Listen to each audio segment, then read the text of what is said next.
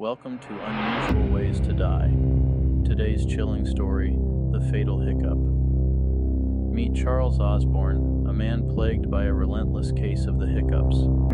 In 1922, while weighing a hog for slaughter, Charles began hiccuping uncontrollably. For an astonishing 68 years, Charles endured an estimated 430 million hiccups, a medical mystery that left doctors baffled.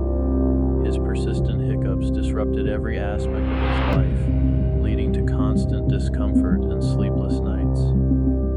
In 1990, at the age of 97, Charles Osborne finally found relief, but it came too late. The toll on his body had been severe. Charles Osborne passed away, his life defined by a seemingly innocuous yet fatal condition, a hiccup that haunted him to the grave. If you found this story haunting, like and subscribe.